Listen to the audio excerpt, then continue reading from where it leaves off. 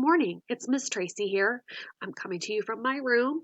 I have the window open. It's a pretty day and I can hear the birds singing, and I thought it would be a good time to record a book buzz for my friends from 4th grade and up. This one is about the book called Nathan Hale's Hazardous Tales, Major Impossible, a Grand Canyon Tale. So if you read Nathan Hale's Hazardous Tales before, you know that they're graphic novels and they're about historical events that have happened in history.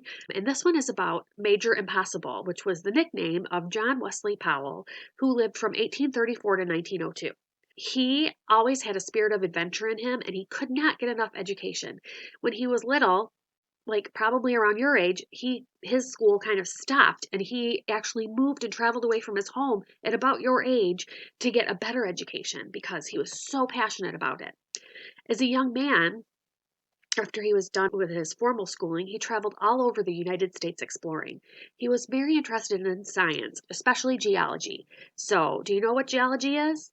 If you have studied words before, you know that ology, which comes at the end of a word, that means the study of, and geo means earth. So geology technically means the study of the earth, but it's really talking about like the physical part of the earth, like the rocks and the ground and what the physical earth is made of.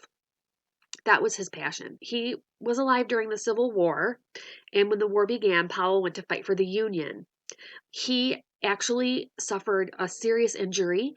His right arm was amputated, but he continued to fight until the war was over, even though he only had half of an arm. Because his father had instilled in him the belief that slavery was really wrong. His father was an abolitionist, and John Wesley Powell was too, and so he felt passionate about the war. But after the war in 1869, he decided to do more studying of geology, and he embarked on with the Colorado River Exploring Expedition, which was 10 men and 4 boats, and they were going to float through the Grand Canyon. The Grand Canyon had not officially ever been explored before, so can you imagine how excited Major Powell was? Someone who loved the study of the earth, being able to be the first person or one of the first people to officially travel and explore all these layers and layers of rock that form the Grand Canyon. It was a dream come true for him. However, it was not a safe journey to take. Over the course of 3 months, the explorers lost their boats and supplies, so they had to take all their food with them, but they kept losing it as they went through. They nearly drowned, and they almost all died on multiple occasions. Some did die. 10 explorers went in, and only 6 came out. Powell would become known as one of the most epic explorers in history after this adventure that he had. So this graphic novel shows you all the parts of Major's life, the Major's life and journey.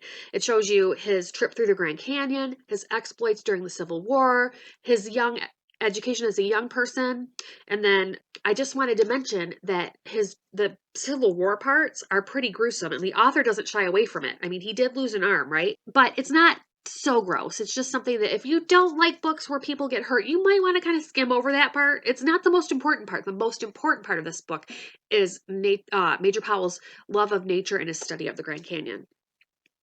But even though this book might be a little bit gruesome in some of the parts, it's hilarious, as are all of Nathan Hale's Hazardous Tales. They are narrated by Nathan Hale and his group of misfit friends, and they start the story out, and then they just insert little clips in between the different pieces of adventure that are happening through the story, and they're just not very smart, and so they're kind of funny. So if you like this one and you like those guys, you can read any of Nathan Hale's Hazardous Tales. This book I found on Hoopla on our website, so if you go to www.cidlibrary.org, under e-resources, you'll find Hoopla, and you can check this book out and read it online. But one really cool thing I wanted to mention about the end of the book is that it's filled with historical documents. So there are first-person retellings of the accounts that happened in the story. The author includes his own illustrations from his trip that he took through the Grand Canyon. So that's really cool. I love when books have that. And so you can see what the Grand Canyon looks like today. You can see what it looked like before. You get an idea of what the author was thinking while he was writing the book. So that's neat. As I said, you can find this book on Hoopla. And one of the really cool things about Hoopla, when you read a graphic novel on it, is that up in the right-hand corner of your screen, you'll see a little magnifying glass. And if you hover that over any of the pictures, you can catch all the detail in the pictures. And everyone knows that when you're reading a graphic novel, the pictures tell their own story aside from the words. So that makes reading a graphic novel in Hoopla really cool. almost cooler than you can when you're just looking at it and holding it in your hands.